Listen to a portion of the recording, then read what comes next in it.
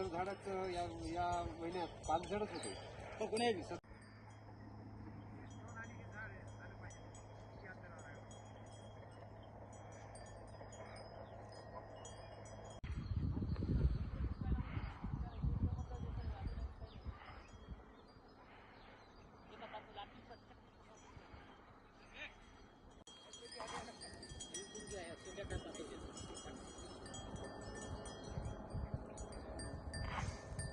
त्याला पाणी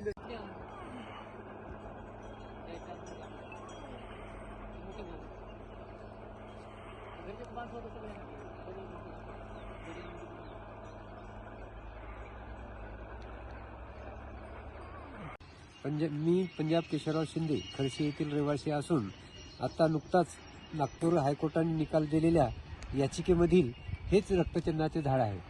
सध्या उन्हाळा असल्यामुळे सगळं पानझड झालेले आहे.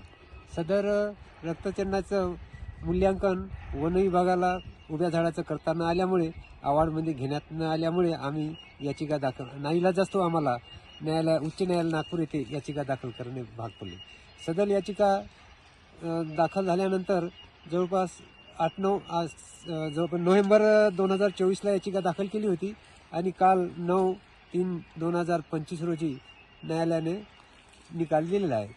सदर निकाल आदेशानुसार न्यायालयात वन विभागाने 1 करोड रुपये ॲडव्हान्स स्वरूपात भरलेला आहे आणि मूल्यांकनाची डेट त्याला 7/7/2025 दिली आहे. 7/7/2025 पर्यंत जर त्यांनी मूल्यांकन नाही दिलं तर उर्वरित 50 लाख रुपये आमच्या खात्यात वळती करणार आहेत.